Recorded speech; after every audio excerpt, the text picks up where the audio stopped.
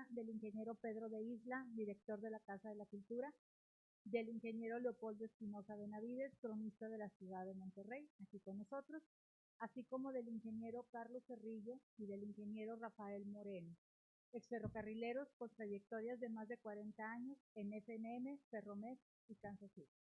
Agradecemos también la presencia del señor Antonio García, el señor Carlos Porras y el licenciado Héctor Cárdenas, integrantes del Grupo Civil Custodios del Ferrocarril, que nacen con el Museo de Estación del Golfo y está formado por ferrocarrileros jubilados de Ferrocarriles Nacionales de México. Y para dar inicio a este evento, cedemos la palabra al director de la Casa de la Cultura, ingeniero Pedro de Isla.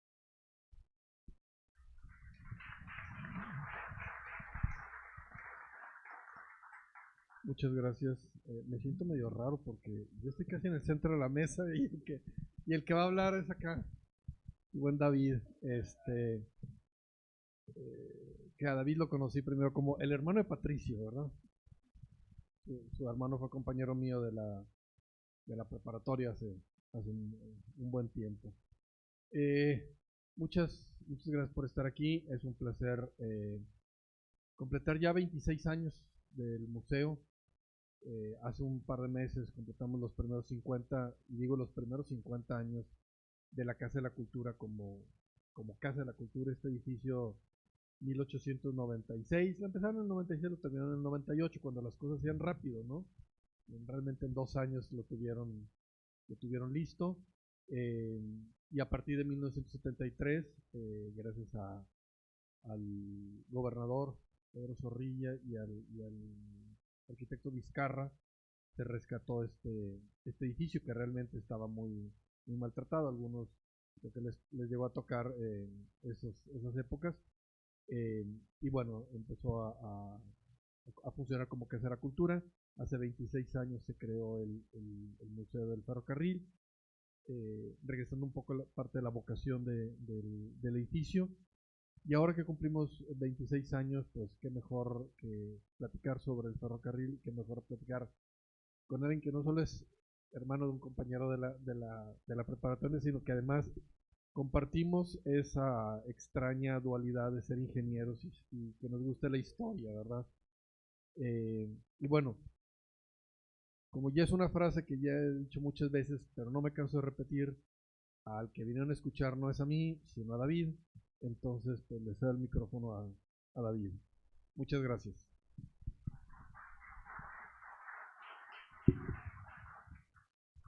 Muchas gracias primero a todos ustedes por estar aquí. Les hemos preparado una información que yo pensaba ponérselas en la pantalla, pero aquí nos vamos a ir acomodando poco a poco. Muchas gracias a la Casa de la Cultura, que siempre, pues bueno, como dice, ingenieros, pero siempre ligados a la cultura.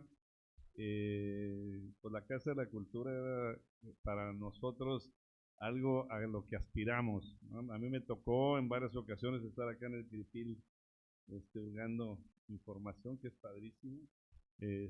Y bueno, a mí me tocó viajar en el ferrocarril de chiquito, entonces eso siempre el ferrocarril es una nostalgia para todos nosotros, aunque ahora muy abocado a la parte de movilidad de materiales, pero bueno, con esa nostalgia de lo que nosotros vivimos ahí de jovencitos con ahí viene el tren, ¿no? que se decía ahí. Entonces vamos a tratar de hacerlo un poquito más anecdótico que de cifras, y pues por favor tengan un poquito de paciencia por lo que no van a poder estar viendo ustedes aquí en la computadora. Cuando nos invitaron a hacer esta parte de lo que ha influido el ferrocarril, yo me enfocaba mucho en el noreste, pero era a nivel nacional. Me puse a organizar por qué el ferrocarril, porque empezamos nosotros y tengo la primera información sobre los caminos prehispánicos. A final de cuentas, el ferrocarril nos ayuda a conectarnos y va siendo tataranieto de estos caminos prehispánicos que ya se conectaban, ¿no?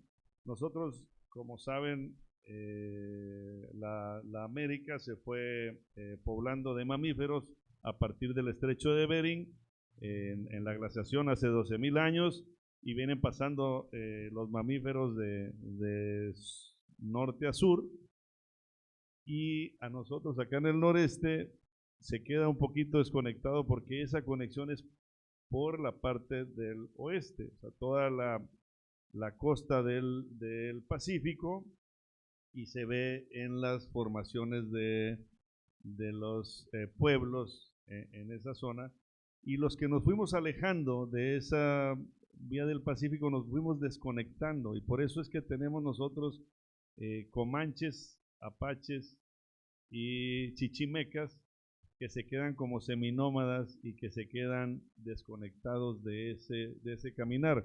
Y ahí es donde se vuelve otra vez la importancia de conectarnos, porque nos quedamos fuera de los avances. En ese entonces era un gran avance ser sedentario. De seminómada cambiamos a ser sedentarios los que se pudieron conectar, y así hasta la Patagonia, ¿no?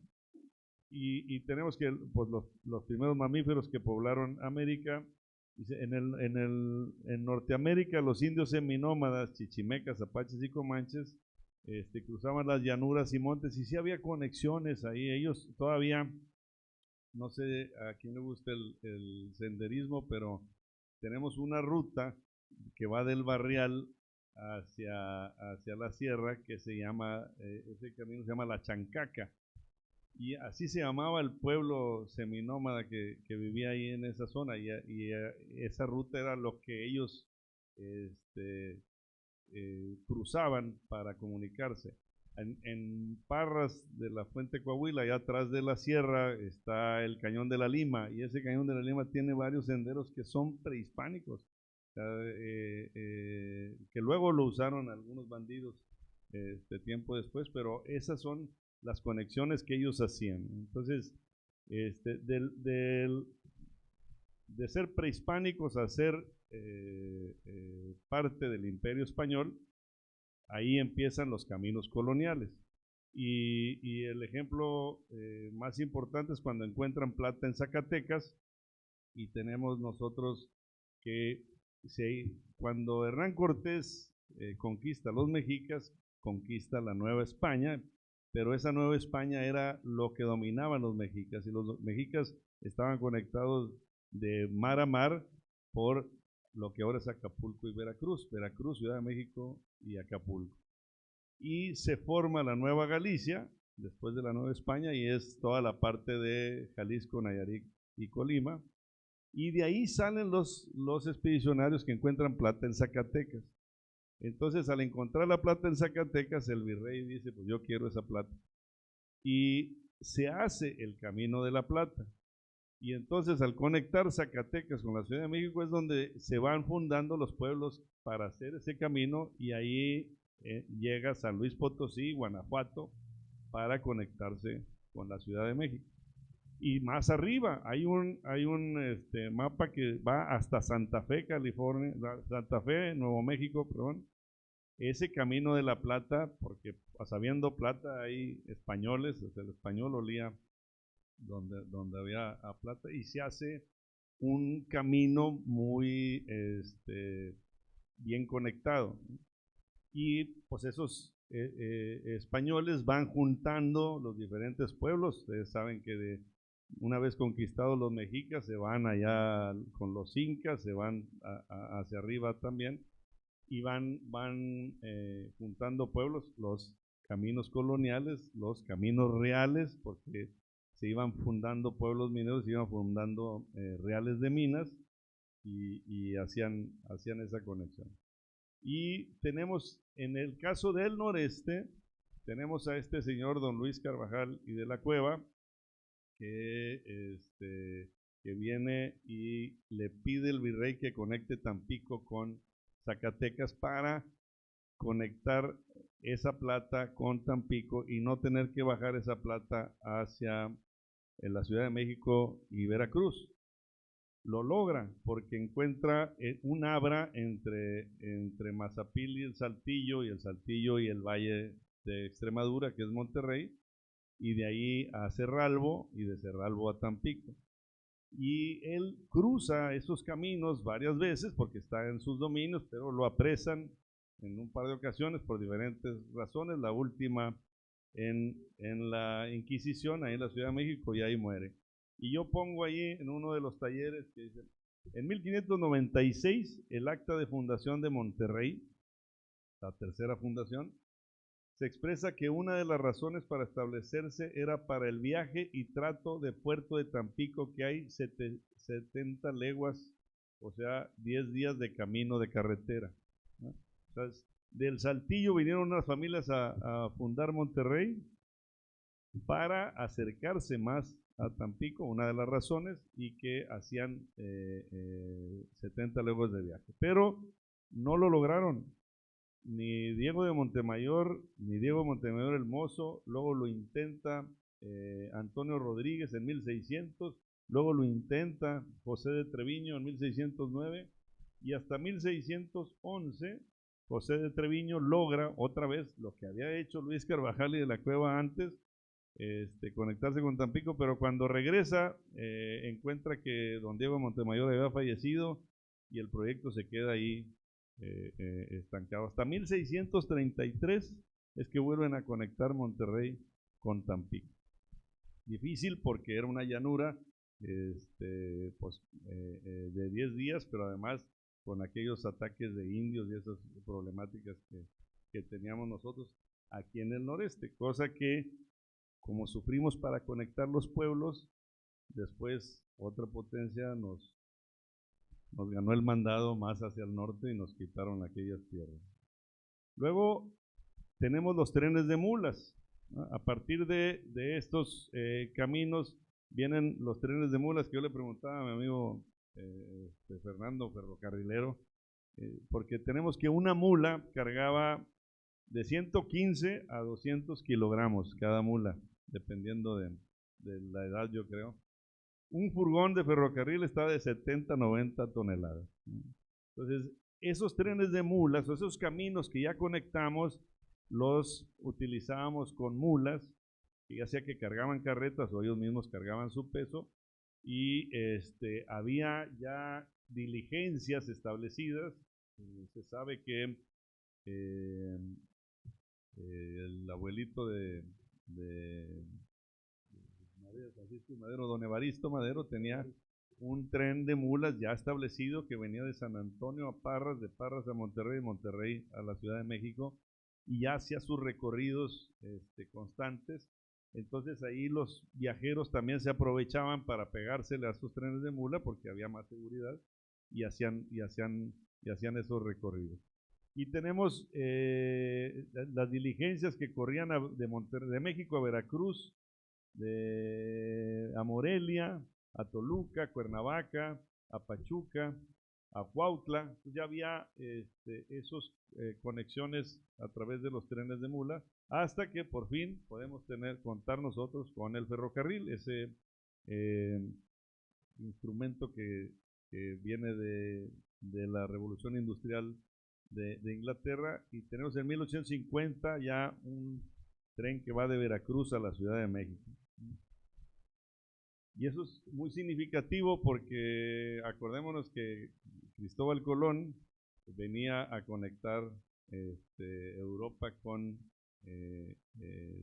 las Filipinas o Asia, y luego lo lograron hacer en esos recorridos a través de Veracruz, Ciudad de México, Acapulco, y la nao de China que viajaba hacia las Filipinas, que las Filipinas yo digo que era como un centro de distribución que tienen ahora Sorianas y H-E-B, y ahí juntaban todas los bienes, los géneros, ¿verdad? Que decía, para traerlos hacia acá. Hay quienes dicen que viajaba de Filipinas a el Callao en Perú, y luego de ahí subía a Acapulco, y luego por tierra Ciudad de México, Veracruz, y de Veracruz ya a través de las islas para llegar hasta Sevilla. Y llegó a ser muy celoso esta Ciudad de México a que todo pasara por ahí. Inclusive hay historias de que algunos pescados tienen que llegar a la Ciudad de México y luego regresar al puerto para tener su control, o así lo hacían el siglo pasado.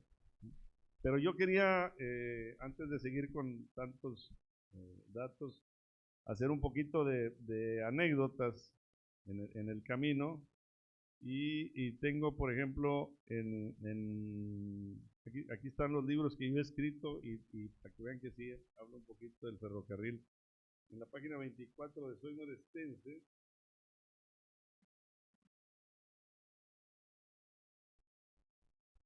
hablando de que mi abuelo tenía una hacienda en Bustamante, Nuevo León, y que nosotros íbamos a visitarla, dice, a veces nos mandaban desde el sábado en La Marrana, el tren de carga de Monterrey a Laredo, con un vagón de pasajeros y bancas de madera tipo parque de pueblo, muy incómodas. Este fue el primer tren en llegar a Monterrey. Sus vías empezaron a tender desde la frontera hacia el sur en 1881. El 31 de agosto de 1882 llegó mucha gente a pie, a caballo y en carruajes a ver el arribo del primer tren con varias familias de los dos Laredos, como a las 8 de la noche. El ferrocarril pronto se hizo parte de la creciente ciudad. Ya en mi infancia las señoras lo usaban para ir de compras a la frontera. Era ruidoso y bastante lento. ¿Cómo sería su velocidad para que le dijeran La Marrana? Tenía muchas paradas, Monterrey, aquí me faltó la de Camarón, luego sería Canadá, Monterrey, el Canadá, Sabinas, Villaldama, Bustamante, Candela, Lampazos, la de Camarón en Anáhuac y Laredo. Y hay más anécdotas aquí, pero una era que mi abuelo le decía a su hija mayor, dice, habla para ver si ya llegó La Marrana. Entonces ella habló por teléfono a la estación a ver si había llegado porque algún encargo le habían pedido. Que si ya llegó La Marrana, así no se dice, le dijeron aquí en la estación. Bueno, la estación era la de esta estación de la que estamos ahorita, era la que salía para Tampico. Y tenemos la estación Unión, que era la que donde llegaba el tren de Laredo. Hay otra parte importante porque también nosotros, como hablando de ciudad, nosotros no pudimos ser mineros, aunque sí hubo ahí algunas extractos de minas en Lampazos, en Vallecillos, algo de mina de plata, pero la mayoría era material para fundición. Y tampoco pudimos ser ganaderos ni agricultores como debería de ser, aunque sí tenemos, por ejemplo, la parte de la harina de trigo que se exportaba y el piloncillo. Y lo primero que empezamos a hacer como industria fueron los telares, estos telares del Porvenir, de la Fama y de la Leona, y empieza a hacer algo de industria. Pero lo que sí fuimos fue comerciantes. Nos tocó, después de la pérdida de Texas, nos toca la guerra de secesión en Estados Unidos y empezamos a ver comercio entre el sur de los Estados Unidos, que estaba peleado con el norte, y las casas comerciales que empezaban a crecer aquí en el noreste. Y esas casas comerciales hicieron muy buen dinero, sobre todo con la compra y venta del algodón del sur de Estados Unidos hacia Europa. Se platica que ahí en Matamoros pues tuvieron que ir creciendo la ciudad por el comercio del algodón.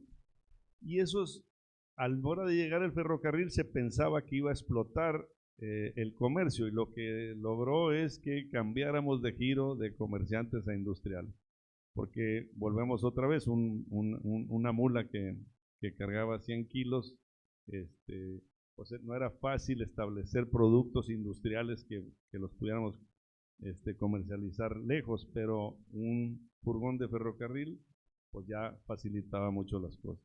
Y entonces este ferrocarril que nos llega de Laredo a Monterrey explota en lo que nosotros conocemos como la industrialización de la ciudad de Monterrey, que como decimos empieza con estos telares, estas fábricas de telas, pero luego viene la parte de fundición y la cervecería y todas las demás industrias que entran alrededor. Entonces, la llegada del ferrocarril en agosto del 82 transformó el entorno, las comunicaciones y la eficiencia del traslado de personas, pero más de mercancía.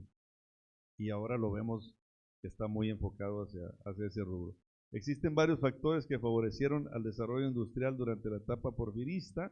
La construcción del ferrocarril es una de ellas. Hasta 1890 la producción se basaba fundamentalmente en talleres manufactureros y artesanales que empleaban métodos manuales de producción. Fíjense, o sea, el ferrocarril llega en el 82 y nosotros 1882 y nosotros en 1890 todavía habla aquí de que éramos pequeños manufactureros, ¿no?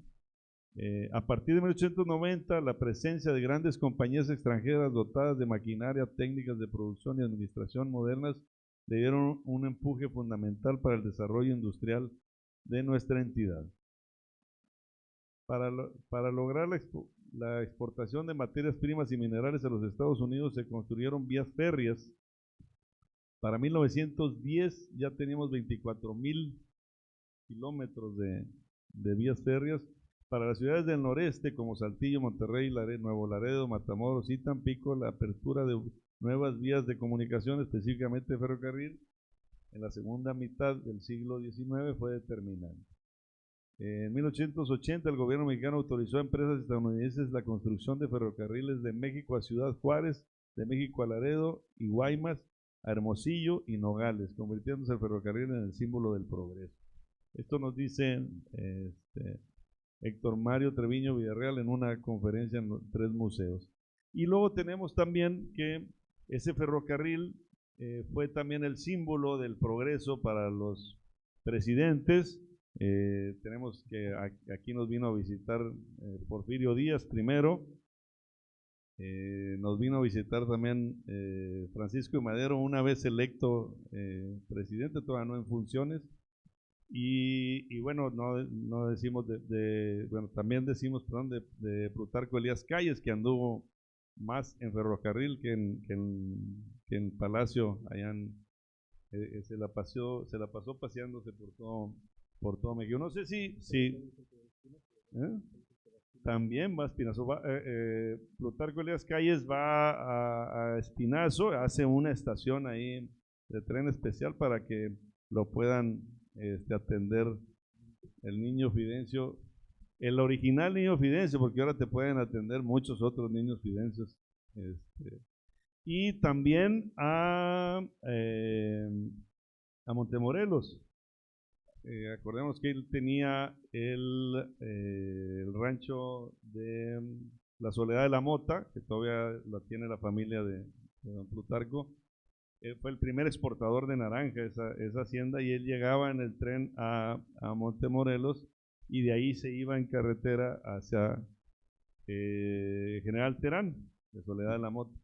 Y se dice que esa carretera de Montemorelos a General Terán es la primera carretera pavimentada, aunque la primera carretera que empezaron a pavimentar fue la de Veracruz a México, pero era más larga y esta era más cortita y la terminaron ahí antes. Entonces, pues hay fotografías de cuando llegan los presidentes. Aquí hay una en el patio de atrás. La vez pasada, oyendo un video de Pedro que decía, la estación de tren, nosotros ahorita estamos entrando por la parte por los andenes.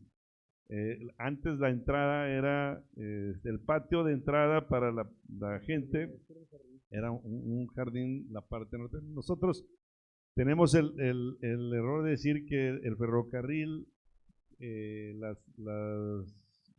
las líneas del tren están adentro de la ciudad, pero no estaban adentro de la ciudad. La ciudad fue creciendo y nos absorbió.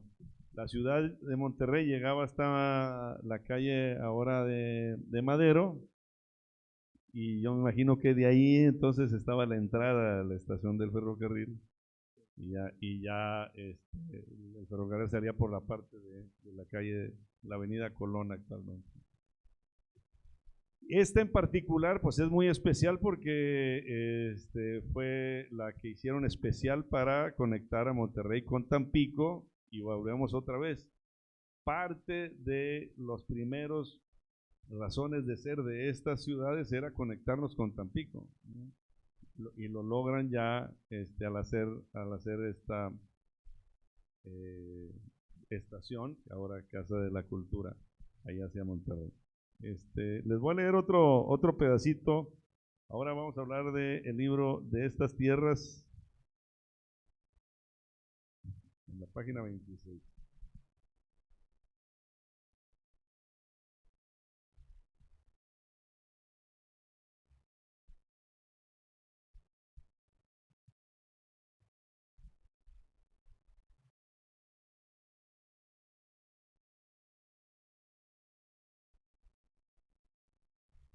Dice de un personaje que se llama Cecilio de León, que es una persona que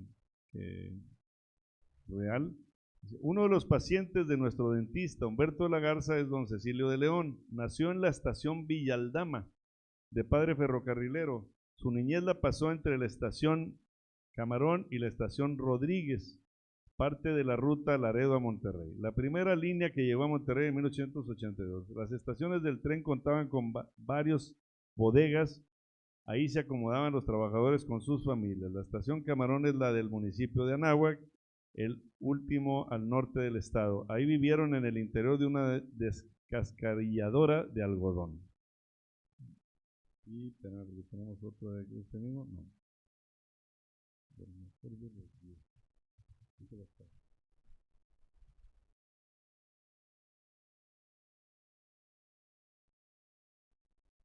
el libro de El mejor de los días, que es de Cecilio de León también, habla de los puestos que se ubicaban en ese entonces ahí en los ranchos, y un puesto era el señor, la bomba de agua, dice.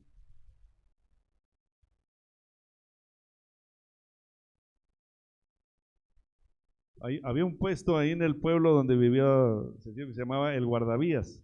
Se encargaba del mantenimiento y cuidado de la vía del tren en la estación del ferrocarril. Él vivía en las casitas de la Sesión, propiedad del ferrocarril. Estas quedaban a un lado de las vías y como a 2 cuadras de la estación. Resulta que este señor de nombre Juan se le conocía por el apodo del negro, por su color, creo que más bien porque siempre andaba negro de borracho. Tenía familia muy numerosa, su hijo mayor jugaba béisbol y le decían el matasuegras, era alto y bien fornido. La esposa del negro se llamaba Chana y era hermana de María del Rosario. Se dedicaban a tareas, a traer cosas de Laredo, Texas, eran chiveras. Siempre se le veía en el tren de pasajeros, se sabían al dedillo quiénes era el vista, quién vigilaba el contrabando, quién estaría en Nuevo Laredo y quién andaba en la volanta. O sea, aquí hablamos de un guardavías que vivía en una furgón del ferrocarril. Normalmente en las estaciones había espuelas para sacar algunos vagones y ahí ponían a las familias que trabajaban ahí. Ustedes deben de saber más de eso, ahorita nos platican. Cuadrillas de mantenimiento. Y también platica aquí en el libro que estas cuadrillas de mantenimiento tenían el permiso de la SEP para estudiar en los diferentes. Venía el profesor a darles la escuela y pues él platicaba que más bien los niños iban a la, por ejemplo, si estaban en Camarón haciendo el mantenimiento, los niños entraban a la escuela de Camarón durante 2-3 meses y luego la cambiaban a Villaldama y ahí mandaban a los niños, pero usted dice que más bien llevaban un maestro para ellos. También igual. ¿Perdón?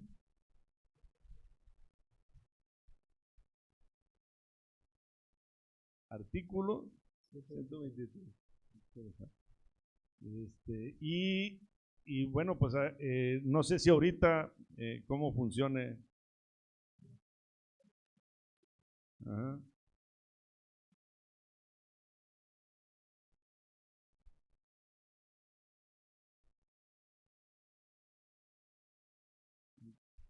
Y bueno, hay que acordarnos que cambia la fisonomía de los pueblos al llegar el ferrocarril y las estaciones fueron algo muy importante. De hecho, estamos trabajando para hacer algunos recorridos a las estaciones, que ya les vamos a pasar información, porque la idea es que tengamos 4 recorridos durante el año que vamos a salir de aquí, del museo del ferrocarril, y esta primera que vamos a hacer en noviembre vamos a terminar en Los Herrera.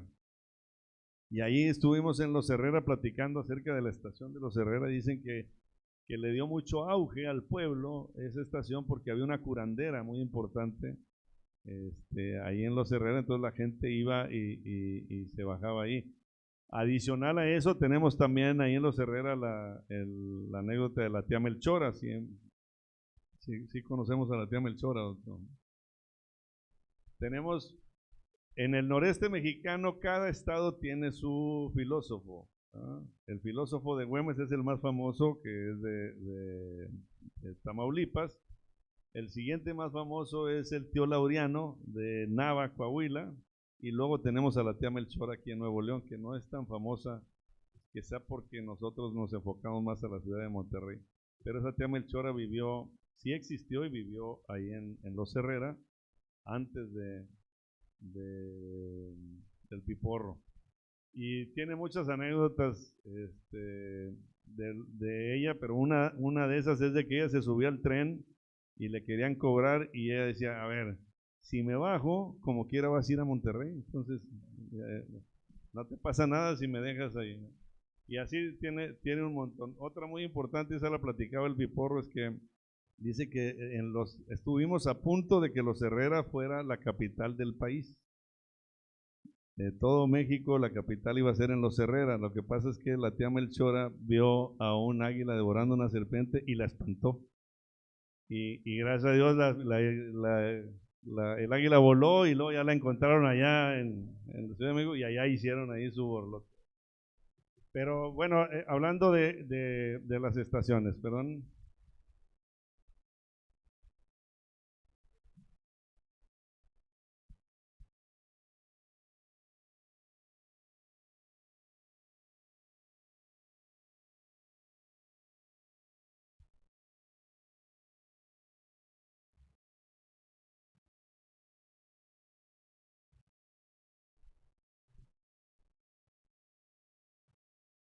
Bueno,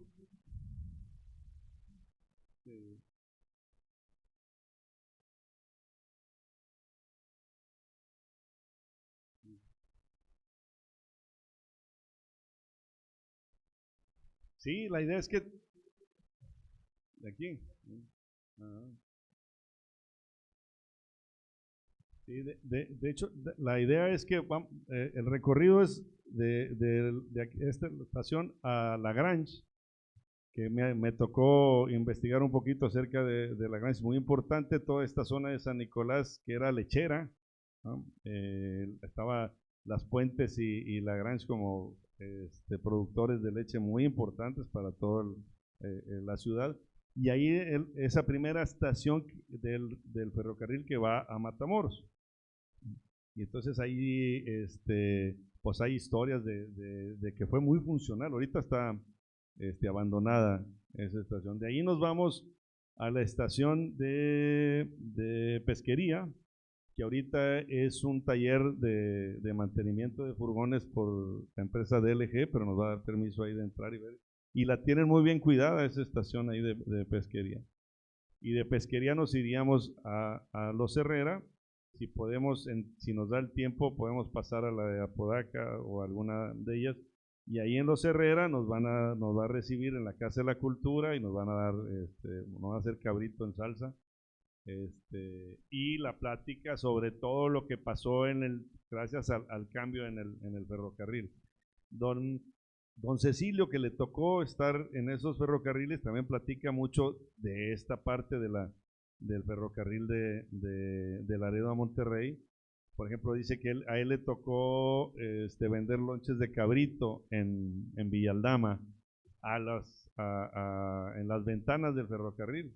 Entonces él, su hermano y varios primillos, que había una señora que hacía los lonches de cabrito y ellos, los niños, eran los que iban a ofrecer ahí por las ventanas, y pues te platican que se les iban sin pagar y que pues, o sea, el tren se paraba un rato y ahí les hacían bulla y luego les aventaban monedas por la ventana ya con el tren andando y cosas de esas. Pero lo más curioso es que dicen que ellos terminaron teniendo un brazo más grande que otro, porque en uno tenían la charola y en otros tiraban para detener así, y era la misma mano. Entonces durante el año y medio que estuvieron haciendo eso, pues ya les quedó una mano más larga para y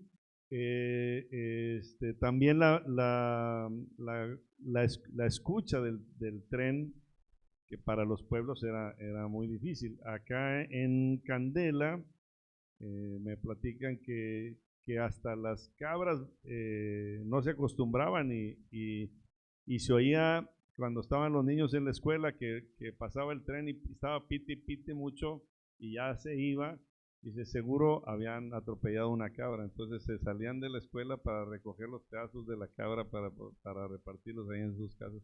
Pero era esa parte que no nos habíamos acostumbrado ahí. También en el libro de Matilde hablamos de un alcalde que fue mi tatarabuelo de Villaldama.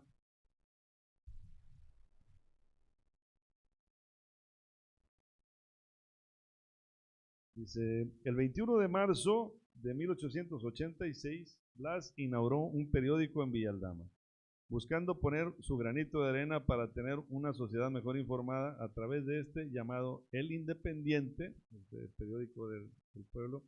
Convocó una colecta con el fin de construir un puente de madera para facilitar la llegada de los viajeros a la estación de tren, que tenía 4 años de haberse establecido. La gente aún no se acostumbraba al ruido y al comercio que estaban generando la conexión ferroviaria de Laredo a Monterrey.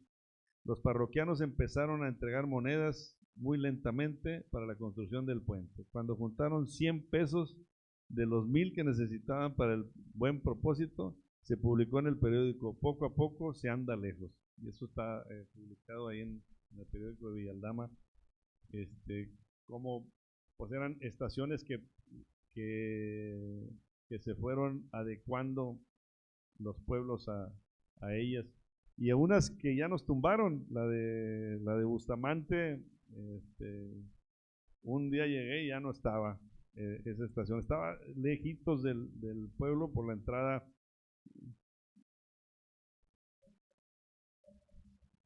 Ajá. Sí, un poquito más adelantito, nosotros teníamos que caminar, digo que nos subíamos aquí en Monterrey y nos bajaban ahí y había que caminar hasta la entrada al pueblo. Y después de que la quitaron, yo pregunté y decía que la visibilidad del maquinista, hubo un accidente, ¿va?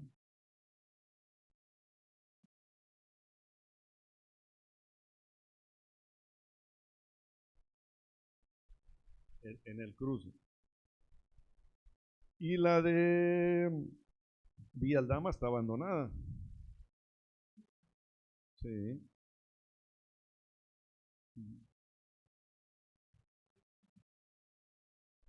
No. Intentaron, pero no está yéndose.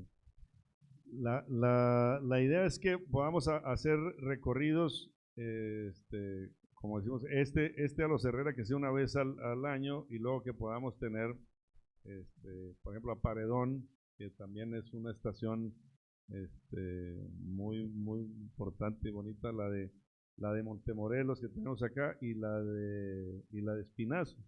No sé si lleguemos hasta Monclova ahí. Pero bueno, entonces nuestra región se va pintando de estaciones y se va pintando de ferrocarriles a partir de finales del siglo pasado y principios de este.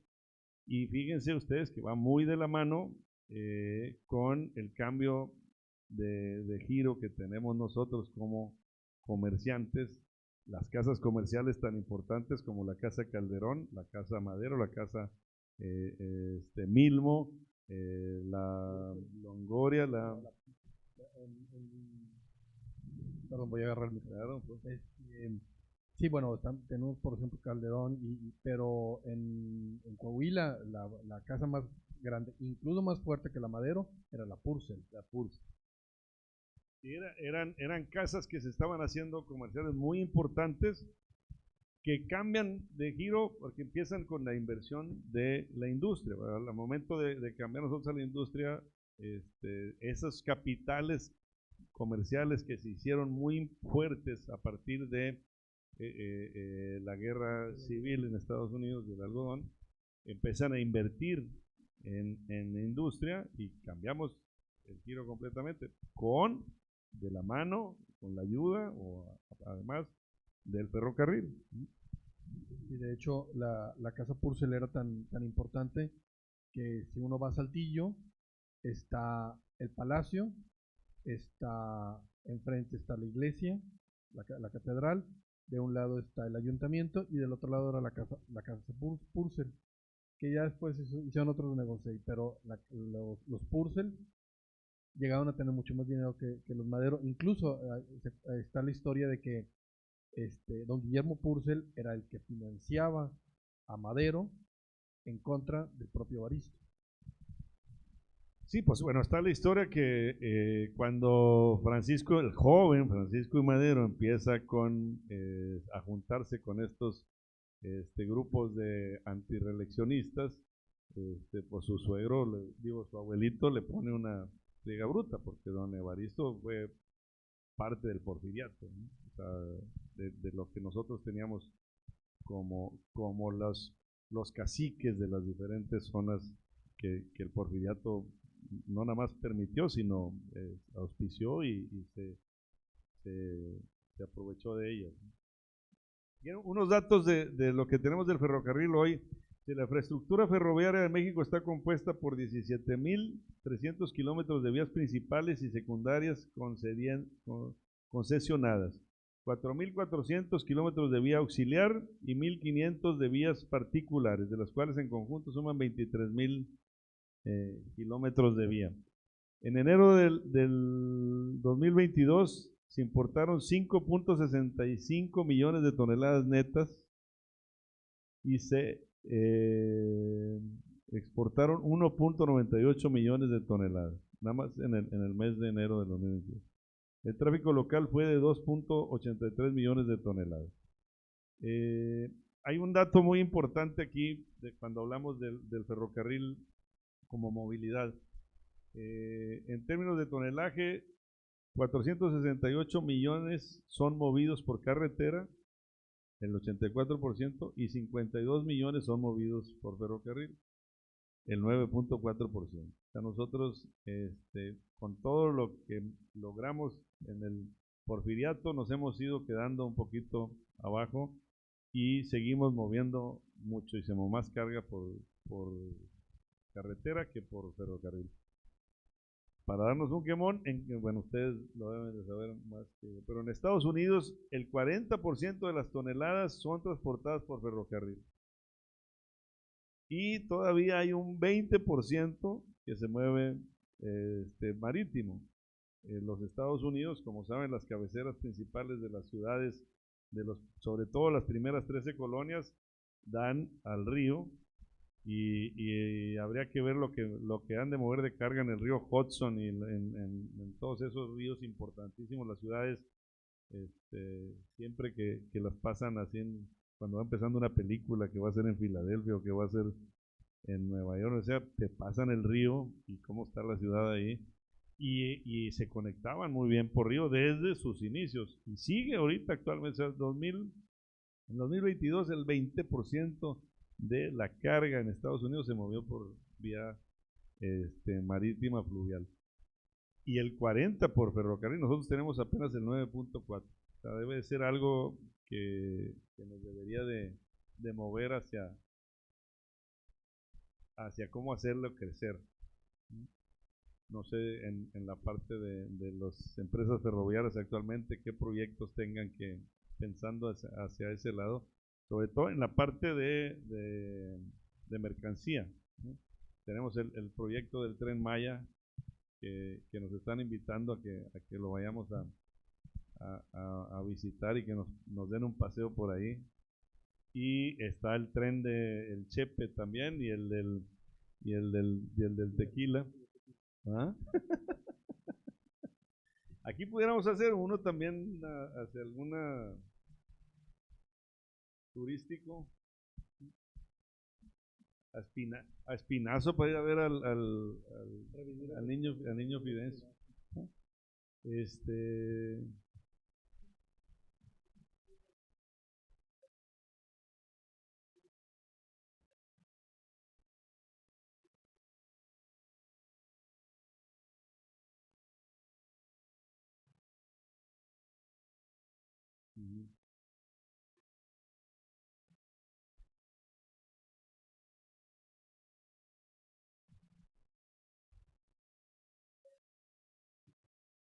Que quizás sí lo hacen en Estados Unidos, o sea, hay una regularización hacia eso.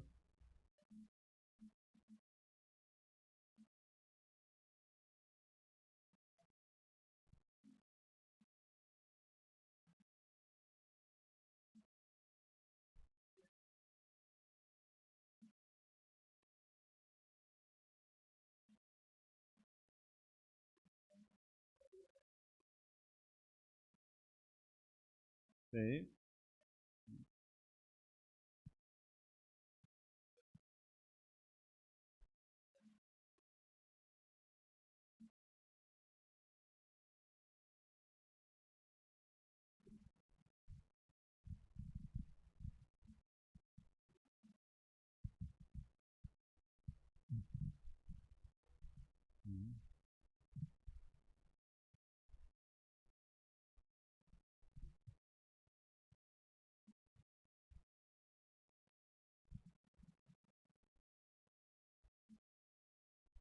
Eso puede facilitar mucho también.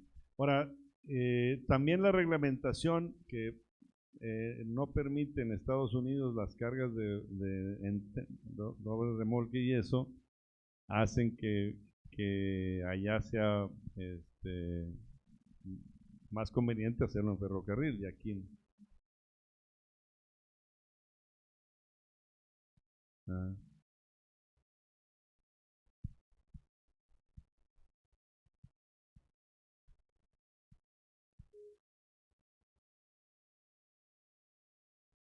Ajá.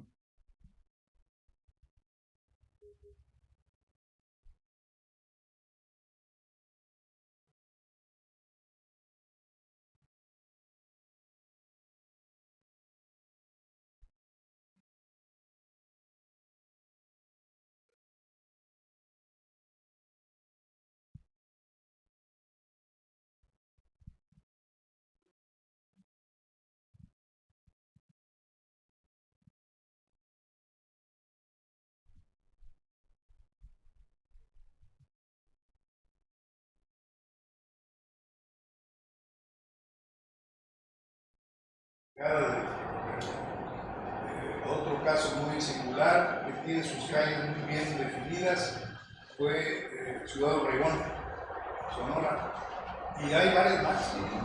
Sin embargo, creo que aquí la falta de voluntad política para promover el desarrollo del ferrocarril, háblese de su infraestructura, en materia de las vías, de nuevas vías, etcétera. A lo mejor son un poco injustos porque sí se habla de que se hizo menos, en la actualidad hay menos que las que se hizo en el Porfiriato.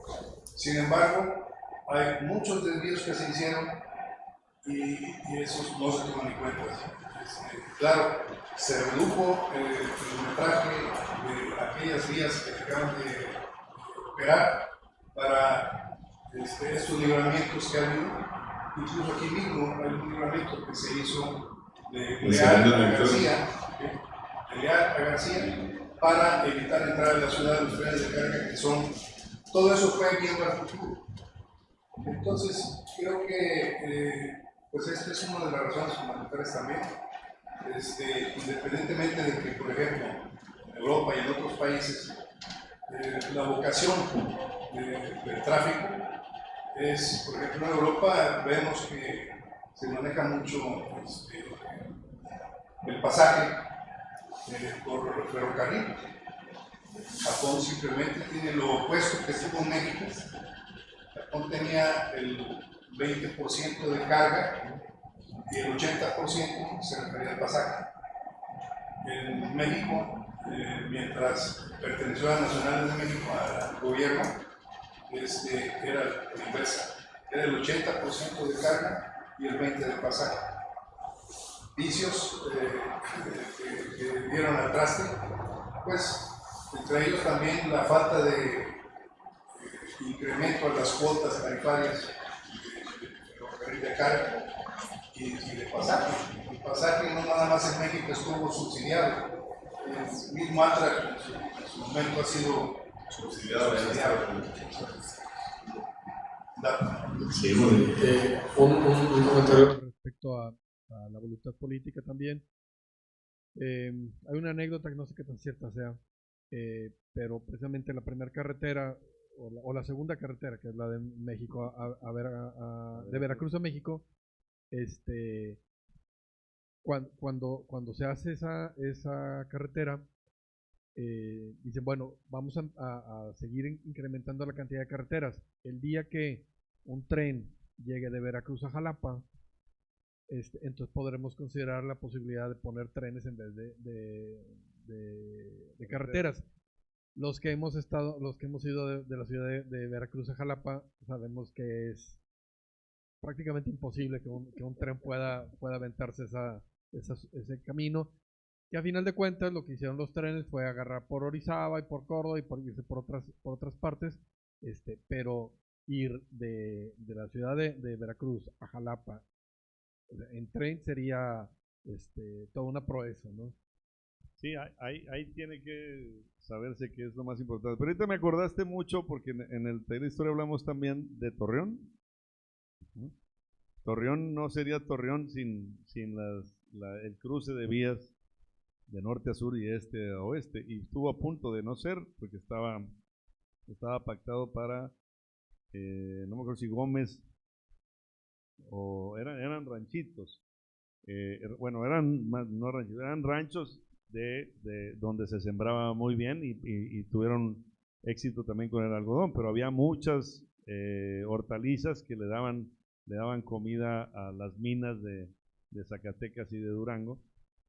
Pero cuando establecen que hay que hacer un cruce de trenes de norte a sur y de este a oeste, deciden que iba a ser, creo que en Gómez, pero ahí hubo una influencia de la familia que había comprado el rancho del Torreón y pusieron las vías ahí. Y las empresas fabricantes empezaron a comprar lotes de los terrenos alrededor de la vía, de ese cruce de la estación de tren de Torreón, y empezó a crecer Torreón. Y hay inclusive datos de a cómo compró la primera empresa que compró ahí y a los 10 años a cómo valía el terreno más adelante. Y luego también se nos está Tula, también sin el tren pues no hubiera sido.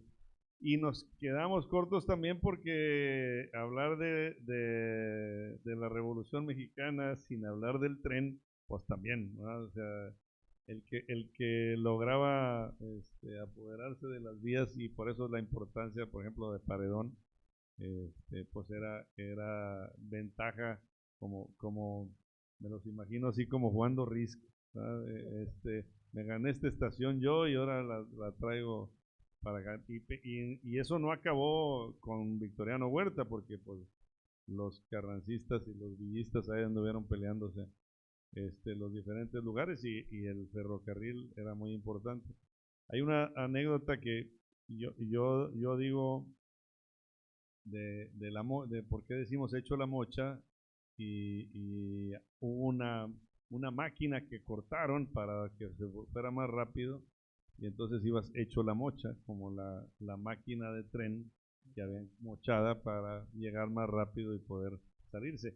Y la entrevista de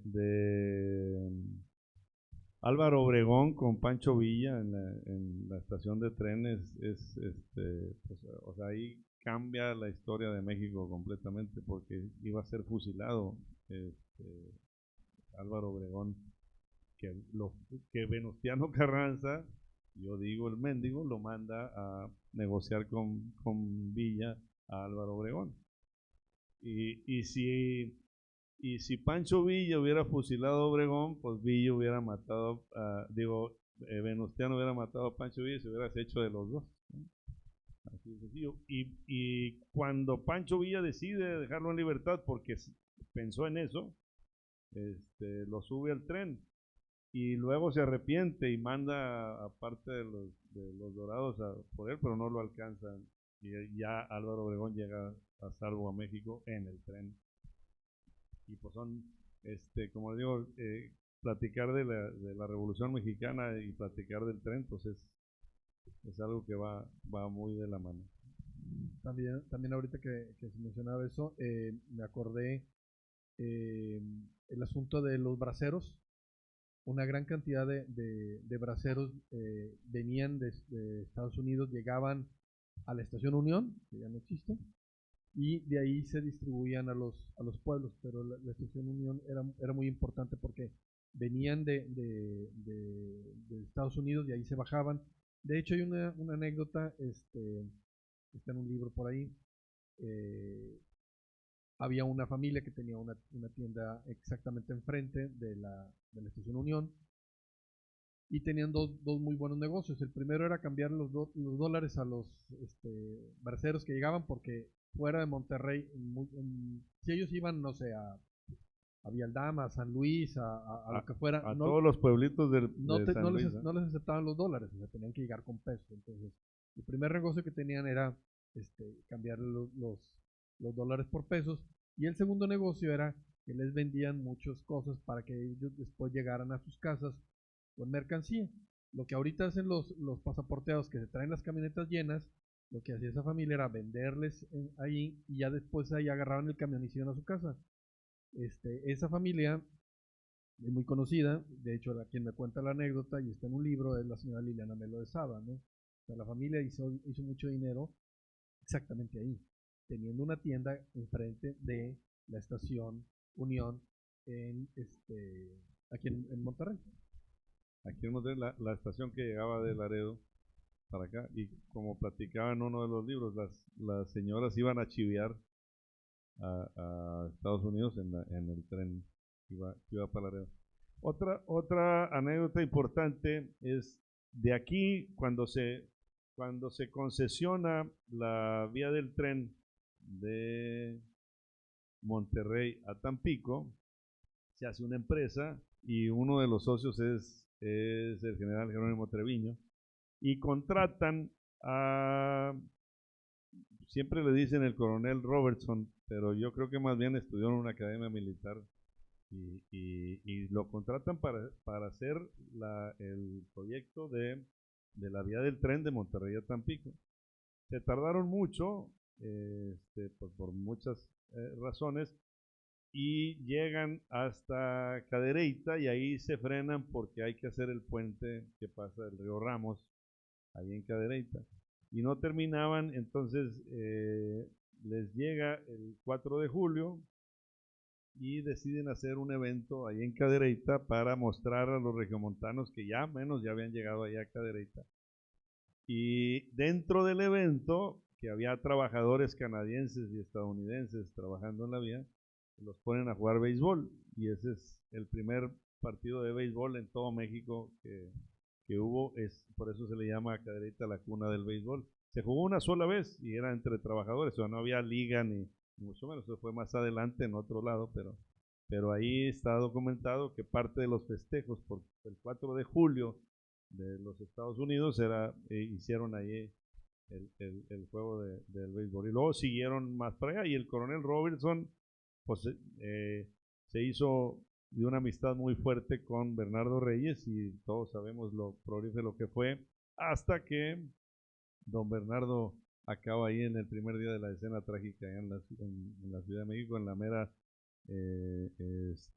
plaza principal que se llama el Zócalo capitalino. Pero Robertson, el primer proyecto de Robertson fue ese. Después hace la ladrillera, lo que conocemos después como la ladrillera de Monterrey, ahí en Revolución, y hizo un tren que le llamaban tren angosto, tren ligero, no sé cómo le llamarían, de vía angosta, tren de vía angosta hasta el Diente para traerse la tierra del Diente, que es, el Diente es un cañón que va hacia carretera nacional, del Chupón sigue el Diente, del Diente el Cañón de la Virgen, y del Cañón de la Virgen es el de la Estanzuela. Ahí en el Diente, ahí tenía las minas donde traía la tierra roja para hacer el ladrillo en lo que ahora es Plaza Sur o no sé cómo, Nuevo Sur.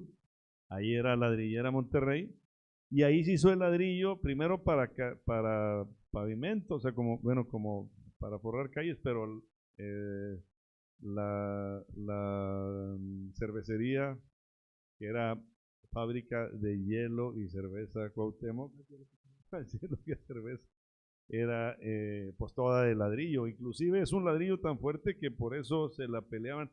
Siempre decimos que los villistas y los carrancistas se la peleaban para tomar cerveza, pero era una fortaleza. No dejaban pasar las balas. Ese ladrillo tan fuerte que hacían el coronel Robertson en principio. Y hay una casa, está la cervecería, y luego está Comisión Federal de Electricidad, ahí en La Paz, no me acuerdo si es la calle Anaya. Hay una casa ahí a un lado de ladrillo, que era la casa del coronel Robertson.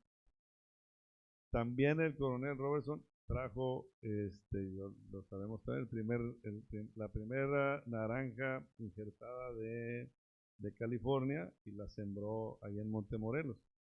Vio que la tierra era, la tierra de Montemorelos es una tierra prieta, así muy tierra negra. Trajo el primer injerto de naranja para hacer naranja dulce en Monterrey. Lo que teníamos aquí nosotros eran más bien limoneros, y nos hicimos zona naranjera a partir del coronel Robertson a principios del siglo pasado. Y ahí está el árbol, y ahí está su placa de que es el primer árbol injertado que trajeron.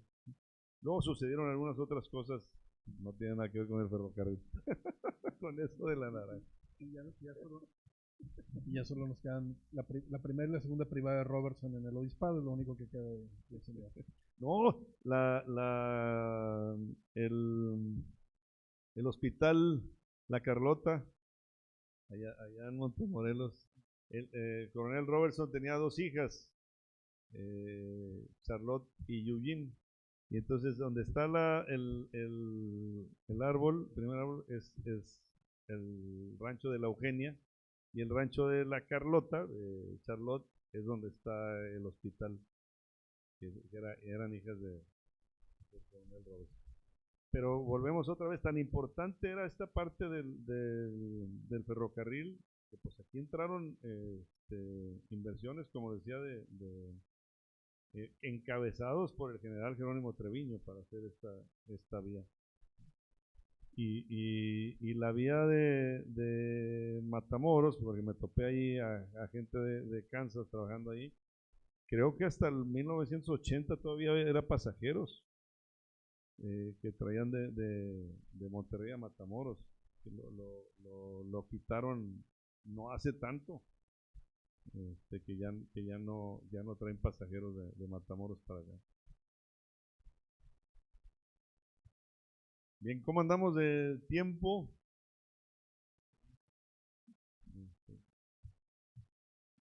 Habíamos dicho que 1 hora. ¿Y los refrescos los vendemos o los regalamos? Se regalan. Bueno, tenemos refresco para ustedes si quieren pasar, y preguntas o comentarios. Sobre todo, pues ha sido muy valioso lo que nos participan ustedes. Sabemos que su vida profesional ha sido muy ligada al ferrocarril, y la importancia que esto que esto tiene. Hay empresas con las que me ha tocado trabajar como la maderera, la papelera y la del ferrocarril, que una vez que empiezas trabajando ahí ya no te sales. Todos los compañeros que conozco que trabajaron en empresas papeleras se van de una papelera a otra, pero siempre en el mismo giro.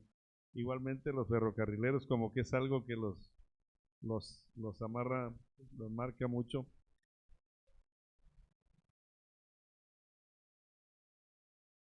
Estación 14 que está en Adevanegas. Sí.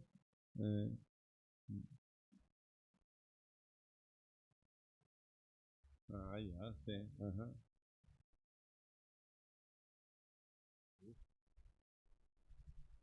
Importantísimo. Y algunos pueblos que ahorita pues da tristeza de que ya dejaron de...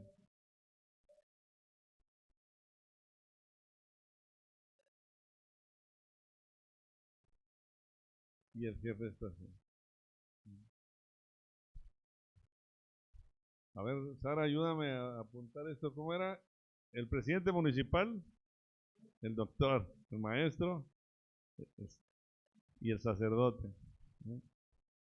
Pero y el de la tienda de géneros ultramarinos y demás.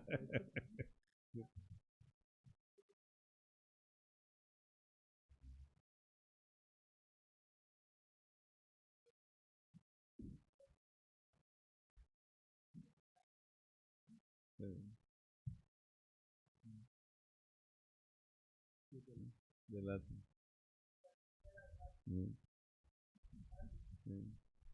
mientras no para alcalde y sacerdote no hay uno. Al mismo tiempo. Hay muchas anécdotas, ¿verdad? Y ahorita me estabas acordando de que, por ejemplo, los pueblos en Lampazos había una conexión con los maquinistas porque les traían las medicinas. O sea, si tenían algún enfermo y requerían de una medicina y el doctor, no, pues esa medicina nada más en Laredo, Texas la puedes conseguir. Entonces esperaban a que llegara el tren y hablaban con el maquinista y le daban los dólares, los pesos, de lo que tuvieran, para que a vuelta del tren le trajera las medicinas. ¿Sí? Y bueno, también ahorita comentaron del telegrafista, ¿verdad? O sea, no hay, la estación de tren y el telégrafo iban muy de la mano.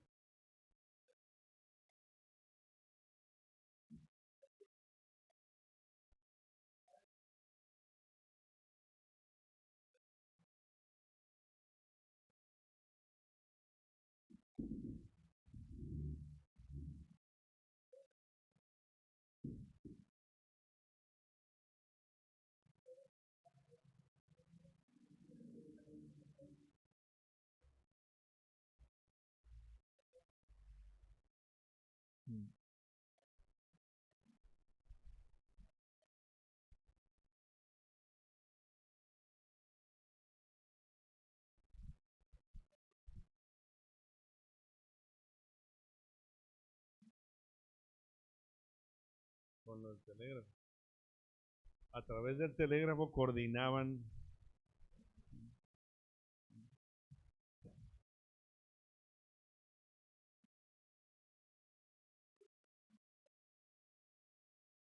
Y luego cambió a computarizado.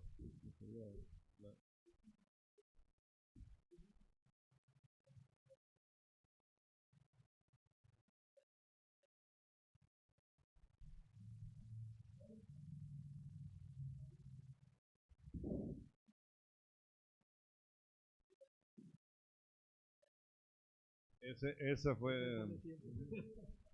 Sí. Esa concesión de México-Veracruz, no les dije, pero fue de Anastasio Bustamante. O sea, el presidente Anastasio Bustamante es el que concede para que se construya. No le toca a él inaugurarla, pero, o sea, porque siempre cuando hablamos del ferrocarril hablamos de Porfirio Díaz o nos vamos hacia Porfirio Díaz, que no cabe ninguna duda que él fue un impulsor muy grande, pero esto del ferrocarril viene de más atrás. antes de don Porfirio. A don Porfirio le tocó consolidarla. ¿Eh? Y esa es la vía Veracruz-México.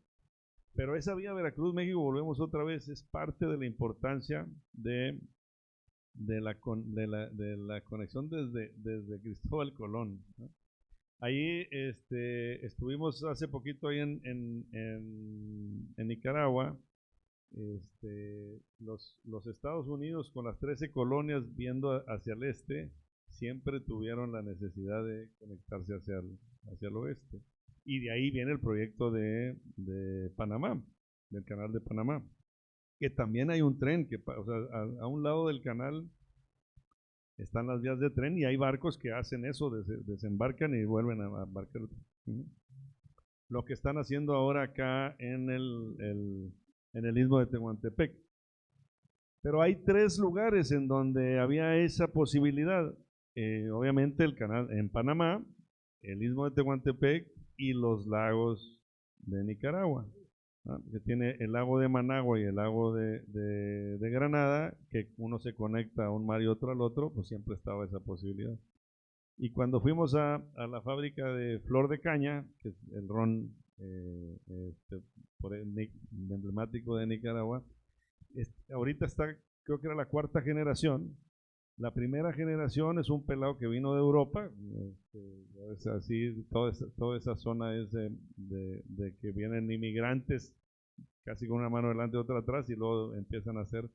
Y su lana la invirtió porque en ese entonces, estamos hablando de 1800, ¿cómo se llaman los 49?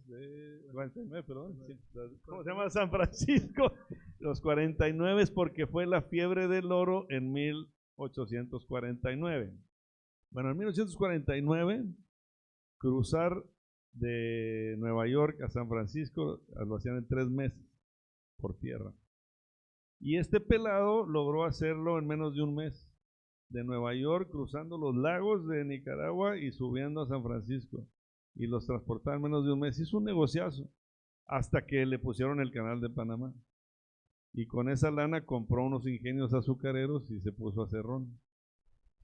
Pero en principio el negocio de él fue llevar carga de Nueva York a San Francisco vía Nicaragua.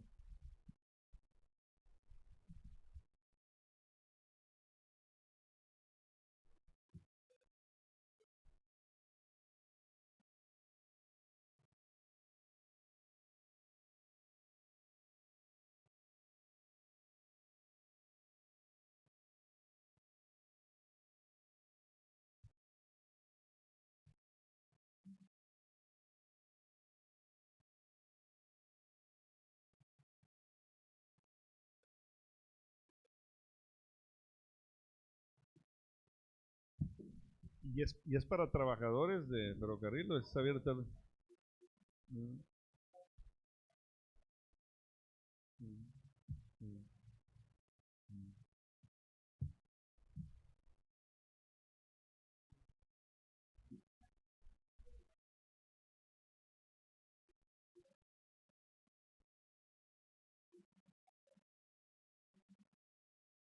Mira.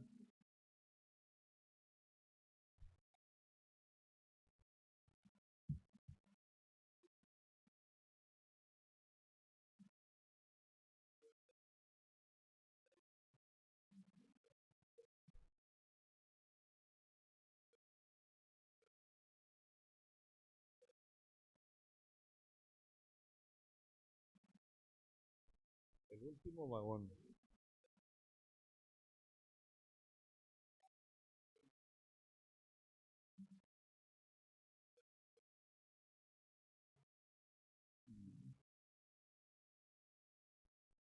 Híjole, sí. Mm.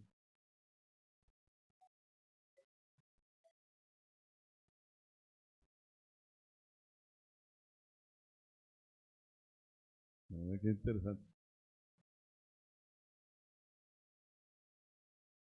Mm.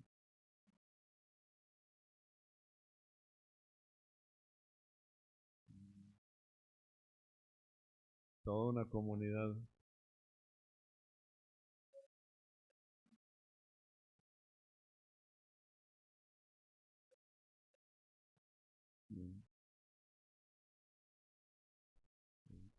Ahorita me acordé, pues nomás, para que no se me olvide.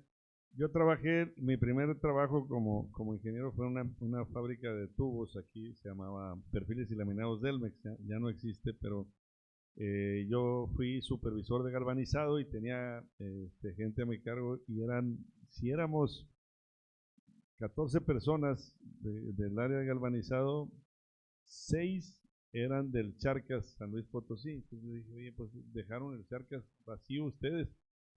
Y él me decía, dice, tú empiezas a madurar para trabajar, o trabajas con tu papá en el rancho, o trabajas en la estación de ferrocarril, o te vas, porque ya no había más chance. No, es grande. Fíjate. No está chiquito. Perdón.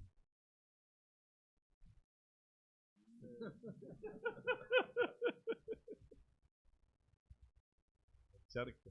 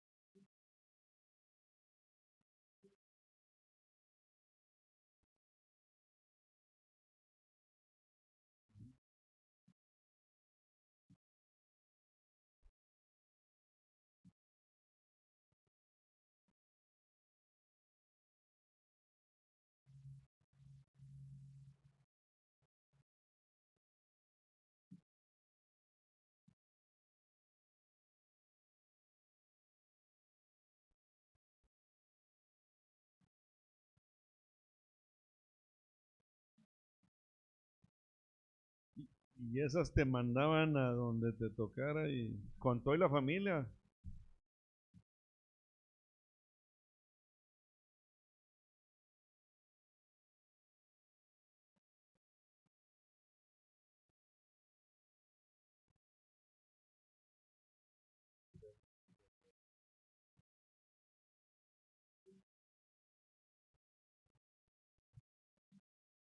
Los ferrocarriles con la CEP.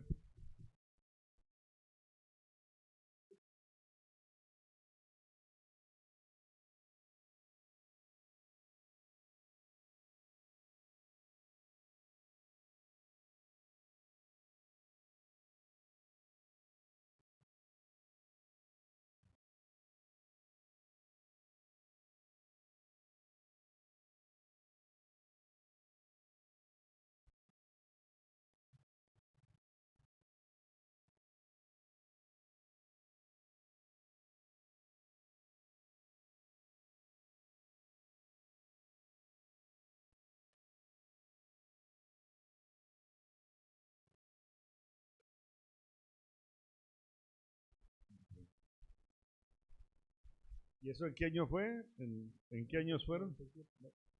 Antes de 97. ¿Reciente? Sí. Okay. Están preparando las concesiones. Preparando. Okay. Muchas gracias. Oye, y también, ahorita me acordé porque Cecilio hablaba que su papá trabajaba en una despipitadora, pero era empleado de ferrocarril. O sea, la despipitadora estaba dentro de la estación, o eso quise entender, o no. O sea, como que le daba servicio.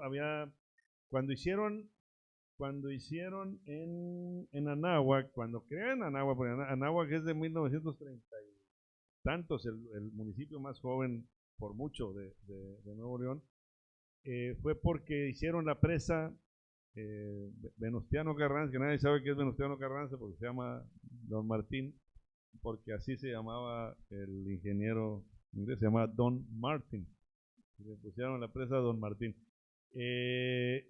Hicieron sistemas de riego y se trajeron a algodoneros de Texas. Es la única vez que trajimos mojados para atrás para darles sus tierras, y les dieron sus tierras ahí, y pusieron una despipitadora que entiendo que estaba, no sé si era parte del ferrocarril para darle servicio a todos los que, o sea, como iban a sembrar en pequeño, iban a darle servicio a la despepitadora le iba a dar servicio a ellos y luego de ahí se iba a ir en el ferrocarril el producto, pero no sé si era.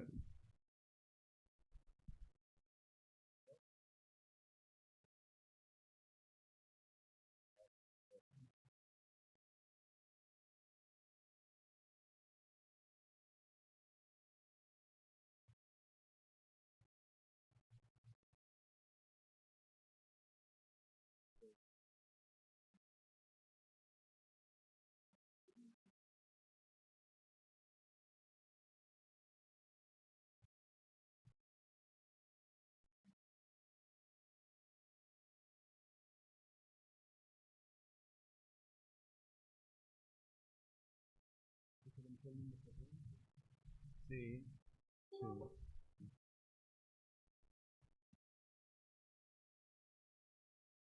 Va bien, va bien. Eh,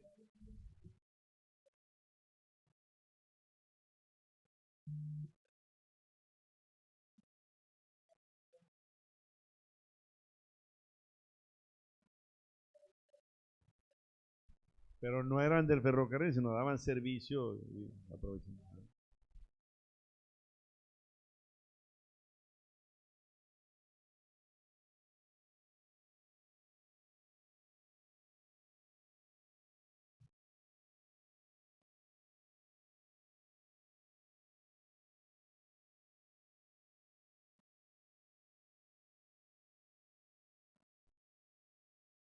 Desapareció.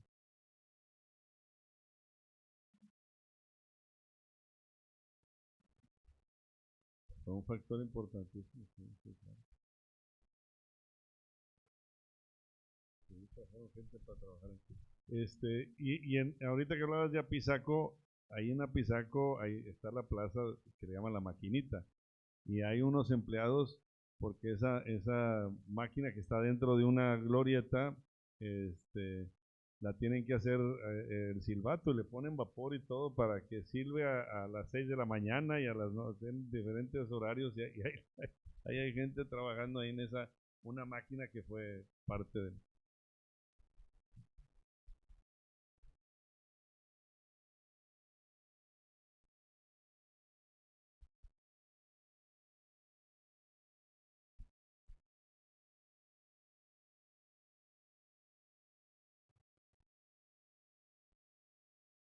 Se la rentaban a trabajadores para que tuvieran ahí.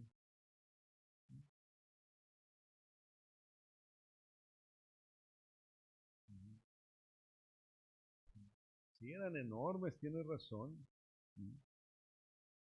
A mí me tocó, fíjate, ahorita que lo dices, ahí en Bustamante, que estaban queriendo comprar un terreno y decía, no, es que parte de ese terreno es de ferrocarril. Y todavía, o sea, estás hablando de 1 kilómetro de distancia de donde estaba la estación y todavía sigue siendo terrenos de ferrocarril.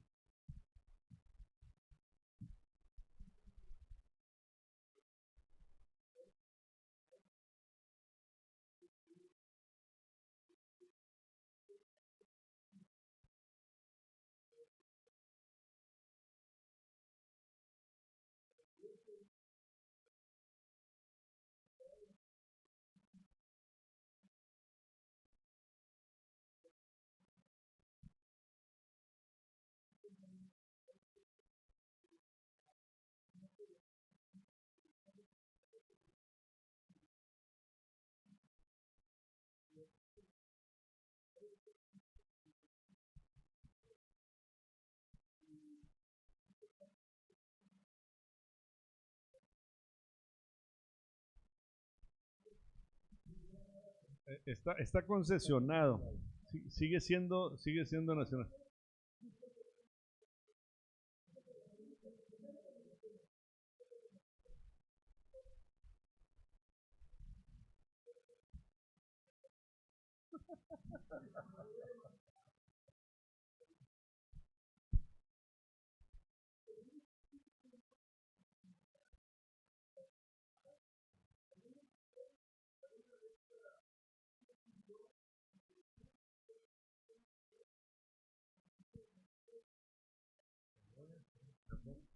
Fue un proyecto del Bronco.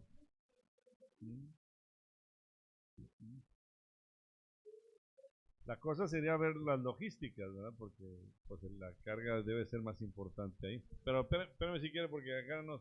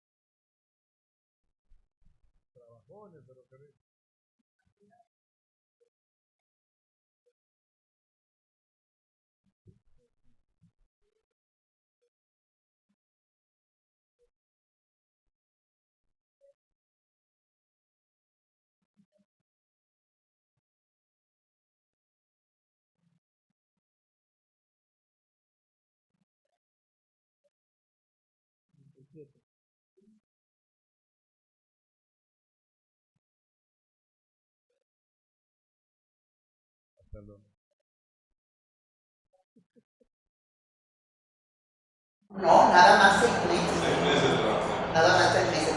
Pero también otra cosa, que ahorita estoy investigando y no hay por dónde investigar porque pues tendré que ir a Torreón, o a México, no sé, pero en Torreón pues está mi familia. Somos de Gómez Palacio, Durango, ¿verdad? De la familia que estuvo lo que fue Salvador Ovalle. Él estuvo de adquisiciones, él terminó ahí jubilado de adquisiciones en México, y también su hermano Rafael, que estuvo de boleteaje, pues no sé en qué nivel, ¿verdad? No sé en qué nivel, pero estuvieron en México. Y a mí se me dio oportunidad de estar aquí en Monterrey con el coronel José Ávila Piña, que fue el que me ofreció estar integrada en esos 6 meses. Hubo una reducción. ¿Vale? Él estaba en seguridad. Sí, ¿Y precisamente fue responsable de la seguridad de 6 meses. Está hablando aquí frente del Estado de los Tigres. Aquí en Barragán. ¿Sí? La de pasajeros es la que está acá en Miguel Nieto. Estamos hablando de la de carga. Sí, y entonces, sí, y se me dio oportunidad, y me acuerdo, les comento por una cosa tan especial, que mi madre estaba tan orgulloso de mis, eran tíos, abuelos, hermanos de mi abuelita, de parte de mi mamá. Y también mi padre, mi abuelo, o sea, el abuelo de mi mamá, también fue, pero del primer tranvía que hubo de Torreón a Lerdo, que hay hasta una canción, y él fue el primer tranvía. También dejé por ahí una foto y todo. Y por cierto, hace poco me mandaron una de sus hijas de Salvador Ovalle, que fue el tío abuelo de mío y tío de mi madre. Me mandó una foto de joven y otro ya de adulto, ¿verdad? Lo llegué a conocer. Otro tema con los tranvías también. Sí, son cosas tan hermosas porque ya ahí uní 3 y conmigo 4 personas que estuvimos en ferrocarriles, ¿sí? Y para mí fue un orgullo tremendo el haber estado en él. Aquí en Monterrey había tranvías muy importantes que duraron mucho tiempo y eran también algunos eléctricos y algunos de mulas, ¿no? Que les pegaban las mulas, pero con sus rieles. Todavía pide la gente que por qué no se hacen otra vez los de pasajeros. O sea, que es una cosa muy necesaria que no entienden por qué se desapareció, cuál fue el motivo, ¿verdad? Porque en realidad los pasajes tenían mucho. Ahorita que venía de camino me dice mamá, en el regiomontano se comía muy bien. Se acordó ahí de eso. Cuando estaba chiquito mi hermano, que era un año menor que yo, le decía, mi hijo va a ser ferrocarrilero, porque tenía un orgullo tremendo de su papá y de sus tíos, y iba a ser ferrocarrilero, y así creció, ¿verdad? Ferrocarrilero. Nada, la que le dio el gusto tuyo. Ahí que bueno que estaba viva todavía. Oiga, pero aquí hay mucha información en el museo. Con este museo del ferrocarril vale mucho la pena y es algo que se tiene que aquilatar por la importancia que nos tiene el ferrocarril. que hace poquito Isa precisamente me incluyó ella en familia ferrocarrilera, y entonces cada tercer sábado estamos a las 4 de la tarde, y yo estoy tratando de venir. Hay veces que, digo, por las cosas que tengo yo acá aparte que estoy haciendo, no me permite estar en todo lo que quisiera estar oyendo todo lo que dice, porque pues para mí es trascendental, ¿no? Ya el de investigar y todo, pues después se me va a dar, yo creo, y voy a ir aprendiendo, no sé cómo, por dónde, también a aprender. Bienvenida a esta su casa. Muy bien, ya estamos por terminar. Hablando del ferrocarril de Monterrey, la importancia que tuvo en México, menciona a Valentín Campa, que finalmente tuvo su fundación política, ¿no? Y gran líder del ferrocarril. Mucho. Hay una anécdota también ahorita que lo dices, que Bernardo Reyes, ya cuando estaba perdiendo los favores de Porfirio Díaz, porque pues había un celo ahí en los últimos tiempos del porfiriato, lo estaban ninguneando, pero hay una huelga de ferrocarriles y le habla a Bernardo Reyes para que se la vaya a arreglar, y sí va, Bernardo Reyes va y la arregla y luego lo regresa otra vez para acá y luego le quita la gubernatura de Nuevo León, pero mientras tanto lo usó y había, o sea, toda la última parte de Porfirio Díaz es algo que se tiene que estudiar mucho más, porque pasaron demasiadas cosas que lo vemos así tan sencillo como que, no, pues Francisco y Madero se levantó el 20 de noviembre y ya se acabó, Porfirio Díaz se acabó y entró Fueron muchas cosas que fueron pasando, y entre ellos era esa parte del descontrol del ferrocarril. O sea, no sé hasta qué punto vale la pena lo de Valentín tenerlo más presente.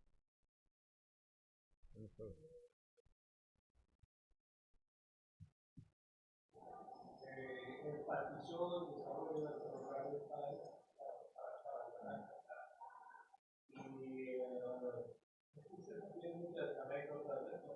Cuando estaba la construcción Arturo de Tehuacán y Oaxaca, era un lugar muy grande, hay uno quedado enorme. Entonces había muchos trabajadores chinos que trajeron precisamente para que trabajaran ahí, pero los trajeron como esclavos.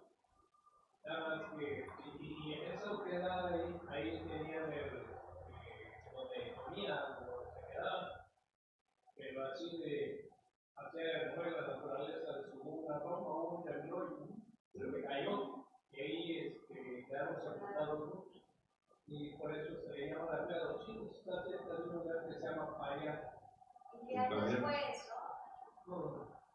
No recuerdo de qué año fue, pero es esa anécdota, porque muchos trabajadores chinos vinieron a construir eso. Quería hacer nada más una acotación. Yo trabajé 49 años, 9 meses y unos cuantos días en el ferrocarril. Fui testigo, no nada más testigo, sino parte, por decir, importante de lo que fue la transición de los ferrocarriles nacionales de México a lo que fue TFM. TFM se conformó con el 51% de acciones por la gestión de la ley de transportación marítima mexicana y el 49% de Kansas City Southern. Entonces, ellos participaron en la PUCA, se llama, ¿no?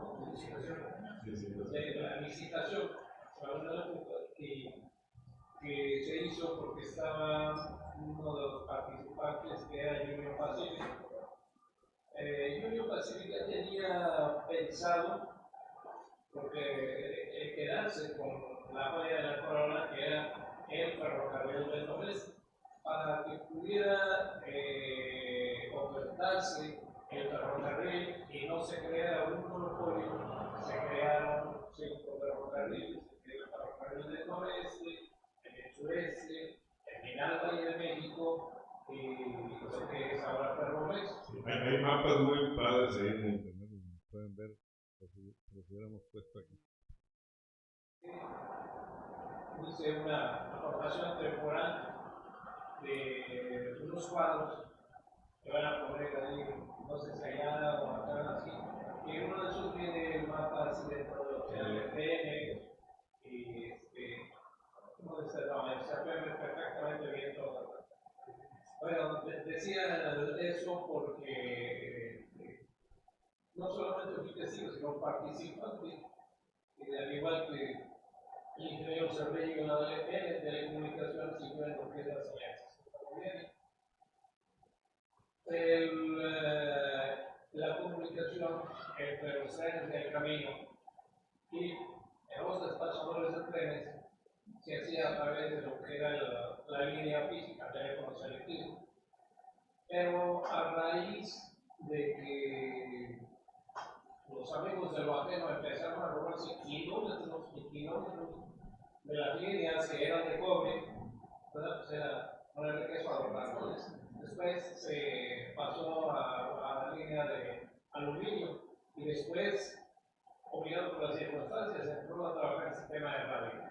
Pero a la par de eso se empezó a desarrollar un sistema de señalización ferroviaria que consiste en semáforos y una consola de control que se ligaba originalmente a través de unas líneas aéreas también, pero ocurrió el mismo problema y entonces el sistema de radio sustituyó a las líneas, se ligó de la era más moderna, el radio, con el sistema de señalización, que es un sistema donde las pantallas, actualmente son las pantallas, touchscreen, anteriormente era una pantalla, pero con focos que iluminaban de diferentes colores la situación de la vía, de tal manera que en la vía había unas localidades de control que le indicaban al despachador por dónde iba pasando el tren, y entonces él ya tenía la oportunidad de hacer los encuentros. Y los encuentros así a través de los semáforos, el típico color verde, el ámbar y rojo que le indicaban a la maquinista qué era lo que debía de hacer. Y para esto, en los extremos de los laderos, de los escapes, había unas máquinas cambiarías que se movían automáticamente de forma remota para que pudieran hacer los encuentros sin que tuvieran que bajarse las circulaciones a mover. Posteriormente ya se hicieron otras cosas. Cuando se otorgó el título de concesión, se hizo un acuerdo con el sindicato porque había demasiados empleados. Y entonces lo que querían era adelgazar la nómina. Y adelgazar la nómina, pero decía el sindicato, ¿y qué me vas a dar a cambio de que me cancele circulaciones? A ver, se voy a poner un sistema para que ya no corras con los cabuces como el que están aquí. Y va a poner un sistema de telemetría para que el despachador, para que el maquinista se dé cuenta cuando el último carro lleva la presión que debe llevar a través de toda la tubería que opera los frenos de los carros. Esa fue una, y la otra era de que se corría originalmente los trenes con un maquinista, un ayudante de maquinista, un conductor y un garrotero por cada 20 carros. Entonces eran 7, 8 personas, ¿verdad?, que corrían ahí.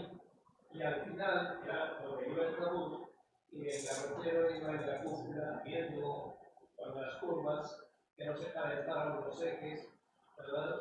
Porque se deben llevar a 70 kilómetros a revisar los rodamientos. Los rodamientos eran las cabezas de las mancuernas y de las cajas. Yo no las boxas, ¿verdad? Entonces, esas se metían unos bronces y después se empacaban con estopas llenas de aceite quemado para que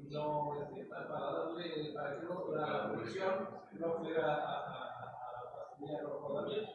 Actualmente son todos de balín, es decir, conocemos carros, de valeros.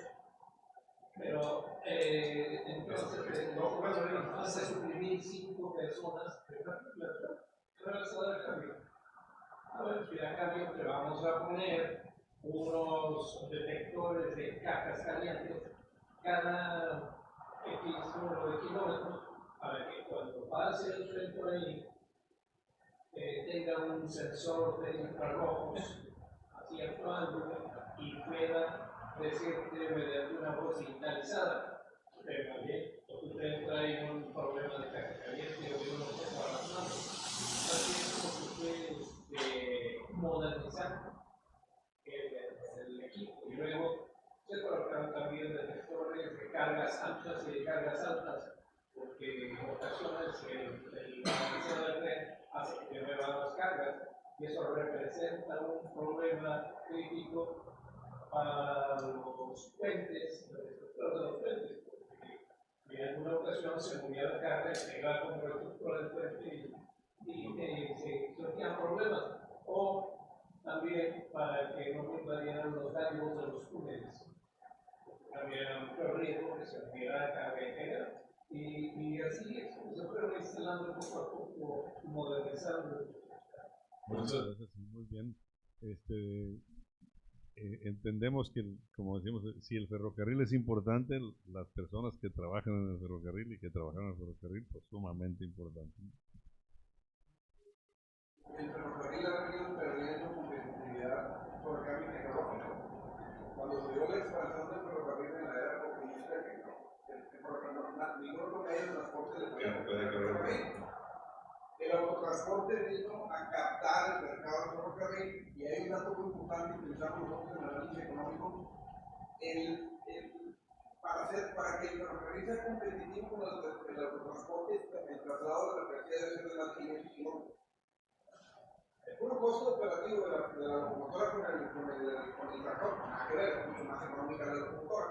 Pero ya cuando le agregas el costo de maniobra, el costo de armar un tren unitario, el costo de traer las mercancías de los pasos de maniobra, el tren unitario, todos esos costos, será que al final ha perdido mucha competitividad el ferrocarril. También porque la expansión del derecho de vía, como hemos dicho aquí, es mucho más cara el ferrocarril. La expansión para una red vial, le dices a un propietario que va a pasar una carretera por aquí, casi te regala el terreno.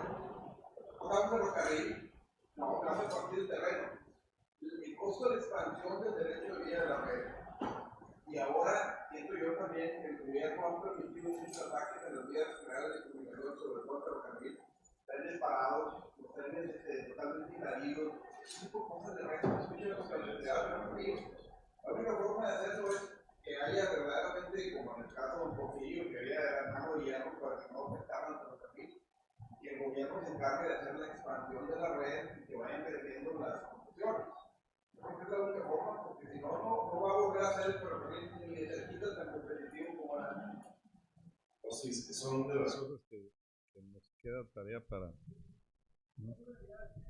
Y entendemos la parte de distancias cortas y de distancias largas. Es un poquito como si te vas de aquí a Montemorelos en camión o en avión. Pues no, pues para que sea avión necesitas que sean kilómetros menos y cantidades más fuertes. Pero habría que promoverlo, porque a final de cuentas para todo el país le conviene que haya más carga por ferrocarril. Y esas son las cosas que tendríamos que trabajar y poner. Bueno. Pues muchísimas gracias por su asistencia. Ya saben que esta es la Casa de la Cultura, pero antes era una estación de ferrocarril, ¿sí? Entonces, como siempre también les digo, nosotros estamos aquí de prestado. Esto sigue siendo la Casa de los Ferrocarrileros. Y muchas gracias por su presencia el día de hoy. Muchas gracias.